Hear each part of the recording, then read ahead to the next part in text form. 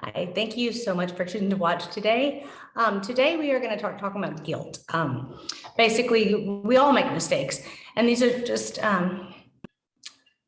areas of guilt that I've had to learn to confront in order to get on and move forward and just change and grow as a person and as a parent. So I wanted to share my thoughts with you and kind of my experiences, and hopefully you guys will be able to do the same and learn something from all of this. So let's just get real for a second. Parenting in general is very hard. You have this whole human or these other humans that you were responsible for, right?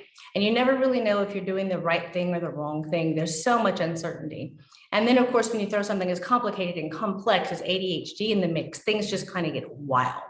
I can't even begin to tell you how many nights that I stayed up just obsessing over decisions or conversations or even comments that were made or circumstances that happened either during that particular day or even months before. You know how it goes when your brain starts running and bouncing everywhere. And then beyond the fact that even during like at nighttime or when I was rehashing my day, it also became so distracting during the workday because I was always thinking, okay, well, if this happens and maybe this happens, so I don't make the same mistakes twice. Like this guilt was just eating me up inside and I couldn't really go forward. And through the process of my personal transformation, as well as learning and my coach training, it became very easy for me from the beginning to be compassionate towards my kids. Well, most of the time anyway, right? But showing that same compassion and forgiveness to myself took so much longer. And the first step, but I had to release it. If I wanted to grow it, if I wanted to learn and I wanted to change, I had to go through the process of acknowledging this guilt, figuring out where it came from so that I can release it and move on with my life, right? So it's not a constant weight around my neck. So the first step in learning how to deal with my mom guilt was to list it out. And here are kind of, it's 5 of a much longer list, I'm sure, things that I needed to face before I could ever consider moving on and forgiving myself. The first one is that I didn't really understand how my son's brain worked, right? You would think that as an adult with ADHD, that understanding the struggles that my sons were going through would just come naturally. But of course, to quote my dad, I use his quotes often, that's what you get for thinking sometimes, right? And see, when I was growing up, ADHD wasn't commonly talked about or diagnosed or even really recognized as it is today. But as I got older and got to be a teenager, it became more talked about, or at least, acknowledged that it was something that existed.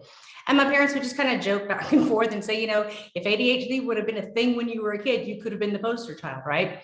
But by that time, my grades were good and I had sort of, not completely, stopped getting into trouble at school. And I seemed to be functioning okay. So we just kind of stopped the conversation. It was almost as if I had outgrown it in some kind of way.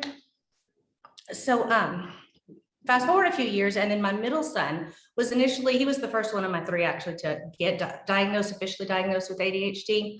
And we did the medication and we did all of that. We eventually chose not to, but that's just because we weren't happy with the side effects that it had. And around this time, I was also diagnosed, but my attitude and my thinking at the time was that, well, you know what, I've learned to function just fine with ADHD, and so he can too. And so we just kind of kept going and moving on with life without even addressing it very much. Now go 10 years later, and then my youngest son was having serious problems at school and at home with anger, with outbursts, with impulsive control, all these different things, right? And he was also diagnosed with ADHD. At the time, to be very honest, okay, it's not that I didn't think that ADHD was part of how he was wired, but I was convinced that there had to be something else, right? Because he was doing things so differently from my other sons and from myself. And so I went and we did all these different multiple testing and specialists and medications and counselors, and all this came back with, take a deep breath, it was quote unquote only ADHD, right? And so that's when I decided, look, there must be something deeper going on. So I'm going to figure out how his nervous system works. Why does he react the way he does? Why does he have these meltdowns? Why is he so like physical and to the point of even scaring other children sometimes? And so when I started connecting the dots while I'm doing the research and started noticing patterns, it literally blew my mind. Like I was totally speechless, because not only was I able to understand his behavior better, but then I saw so many things that I had never considered about my older sons and myself as well. And in doing this, this guilt just hit me kind of like a wave. I went through this whole, if I'd only taken the time to learn this or listen a little better or pay closer attention, then I could have helped my older kids as well. And they wouldn't have spent so much of their time frustrated and feeling like they were hitting walls and like no one understood them either, and like ignoring their ADHD like we did. Just a little bit of research could have helped my older children too. And so that's one of my things about one of my guilt triggers, I guess, for lack of better words, if you want to call it that, on the first one was just that I didn't take time to learn more when my older kids were younger. The second thing is parenting styles, right? So I understood that my parents weren't perfect. And also growing up, I had heard enough stories to understand that the methods that their parents used for discipline were not the ones they used with me. And they weren't the same ones that I ended up using with my kids. But there was an underlying philosophy that was the same, regardless of the methods that we used, is that all bad behavior needs to be punished, good behavior is rewarded, right? The focus was strictly on the actions, and all actions have consequences. So it was all about, if you did a good thing, you got a reward. If you did a bad thing, you got yelled at, you got punished, you got whatever it was at the time. It was very, very much only geared towards the results, right? And the idea of why I did something was never really addressed. Or even if it was more like, what in the world were you thinking, kind of thing. And so we never got into why I did things or didn't do things, or why I couldn't remember things. And so when I had kids, I kind of just kept going with it, right? I focused on the same thing, those action-oriented parenting styles or philosophies, however you want to call it. I knew how I wanted my kids to behave. And when they didn't behave according to those standards, there were consequences. Lectures, they were punished, lots of yelling. I was a yeller for a long time. And by the time my youngest was born, his brothers were 13 and 10, and I really enjoyed who they had become, right? So I assumed, okay, well, that parenting style worked for them, so I guess we'll continue on with the third one. So we went back, did the same thing, the punishments, the lectures, the yelling, none of it worked. But I really didn't change anything, honestly. A lot of times I just doubled down. So we got harsher punishments and longer lectures and more yelling. And I hate even talking about this, but there was even a point in time where I tried to manipulate him, right? Don't you realize that it makes me look bad? Or don't you realize that you're making me feel terrible? I'm a failure as a parent. It very unhealthy way to parent, or even, I can't imagine having a conversation right now, but at the time, that's what I did, right? I haven't totally gotten over the shame associated with that one, but I'm working on it. It's gonna get there. Another thing, my third kind of sticking point when it comes to guilt, is that I had this idea that, and still do sometimes, that I caused his anxiety. ADHD very rarely exists by itself.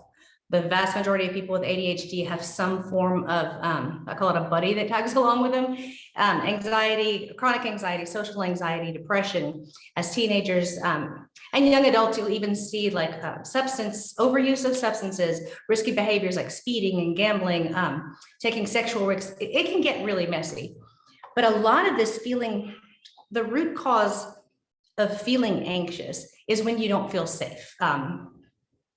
And kids with ADHD are pretty much constantly being told that they're doing or saying or acting the wrong way. When this happens at school, with friends, even on sports teams, pretty much everywhere they are, right? And of course, according to that old parenting philosophy I had, anytime he did something wrong, my only option was a negative consequence, right? But what I didn't understand at the time, that all these, this negativity and the punishment and the yelling and the lecturing was actually making things worse. He didn't have any place safe. He felt that he couldn't be safe anywhere or around anyone. And so naturally, he started to believe all the negative things he was hearing. And then even worse than that, he started to create his own, like, I'm a terrible person, conversations in his head. And he started doing these things so young that became a core belief of his. So it didn't matter how many times I told him, I'm proud of you, you did great, look, you had such a wonderful day. The negative self-talk would drown it out. And the negative self-talk, of course, came from having no place to feel safe. He was constantly in fear. And when I say him, I'm actually referring to all three of them. All three of my kids have some form of anxiety. One of them is terrified of breaking any rule or any law or anything anywhere. From my second son, my middle son, he's actually very, very uncomfortable around people, particularly peers. And then my younger son, it was anger, but it's all based in anxiety. So another point of guilt I had is feeling like I was neglecting my other kids. I understand that life changes all the time and we as people change, right? So my first son, I was only 21. I had failed out of college, was trying to go back into finish school. My husband was finishing his education while working full time. We were totally broke. I couldn't even afford to go to work because childcare cost more than I could earn at the time, right? So that was one circumstance where he was born. Then by the time my second son came, I was 24 and I had started my last year of school.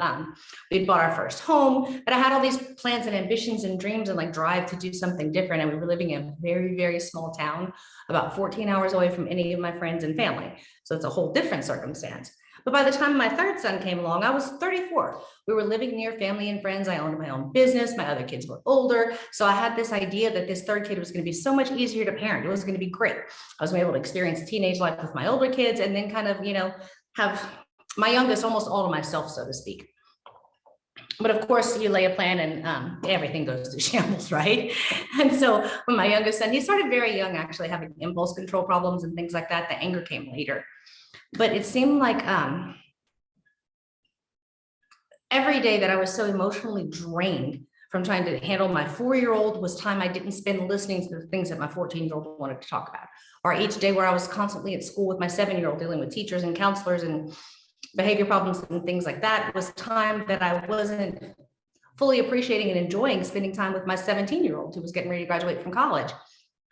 And then also there was this other thing. So there was that feeling of neglect, right? That all my attention is just on the problem kid and I'm neglecting my older two. And then it also seems like every time I tried something new that worked with my youngest, it's like, man, I should have tried that with my oldest son too, right? So there's that kind of neglect or component that goes into there as well. So every time I would let my younger son yell until we could actually calm down and have a conversation, it would bring up memories of every time I stopped my other sons from like experiencing whatever emotions they were doing, stop being so dramatic or whatever. And then as much as I love now, because when the kids are home, they'll have all three of them together, they'll make comments, well, you didn't do that with me. And it's a great conversation starter to let them know kind of what I've learned and why we do things differently. But each time there's still this constant unspoken feeling, this guilt that's there of if I'd have only started this work sooner, and I want to like apologize profusely to them all the time. And another question I run into sometimes where I question myself and actually from clients as well is the difference between like in shifting the conversation and shifting the way I do things to work with his nervous system as opposed to before where I was trying to work against it. Am I really just enabling his bad behaviors? You see, I've spent at least the past 4 years researching how the ADHD-based nervous system works. I've read books, gone to lectures, groups, podcasts. I've even spent several years in my own personal transformation as well as going through life coach training, and I've been able to apply all of this to how I parent my younger son. And it's totally changed everything. But you would think with all the money and the time I've spent, I'd have had this all figured out, right? But here's the bottom line. My youngest son is doing really, really well right now. My relationship with my older kids and even my husband are better than they ever have before. I enjoy my kids' company more than I do anybody else on the planet. We have a very happy, well-functioning household, right? And I'm feeling much more comfortable even with who I am and in my own skin than I ever have before. So everything's beautiful, right? Wrong. I'm still running into problems where I second guess myself. Like, what if I'm not preparing my son for, the harsh realities of the quote unquote real world? Well, letting my older kids experience life the way they choose to, as opposed to like setting expectations for them or, trying to encourage them to go a different way or do a different thing. Am I setting them up to be unhappy or to be, to not live up to their potential? I question this all the time. So am I using all this great information that I'm assuming is helping them to learn and love and accept themselves? Or am I just like enabling behaviors and lifestyle choices that I shouldn't be?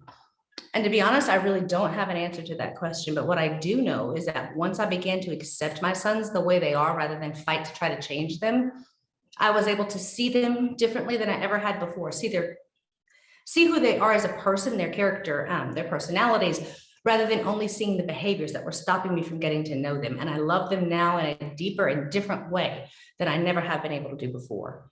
And one of the most powerful surprises has been watching how quickly they've learned to accept themselves. Just by me accepting and not fighting against them, their confidence, and they're learning to embrace these their nervous systems and the way they work and the way they do things. They're embracing it, and they're in turn learning to work with things rather than try to against it or hide it. And it's been a fantastic thing. And so in learning to be gentle with them, I'm also learning to be gentle with myself too. I still have moments of doubt and fear, regret, and guilt, but I've got the tools now to work with it and to do things in a different way, to change my thoughts, to process my feelings different. I've got certain tools to calm myself down before I make decisions. I'm also learning that without those negative experiences that tend to bring up all this guilt, I wouldn't be where we are now. And to be very honest, my life is pretty darn spectacular. So thank you for watching. If you're interested or know anybody else who would want to be interested in this, want to hear it, go ahead, feel free to share, contact me, message me, whatever. And until next week, bye guys.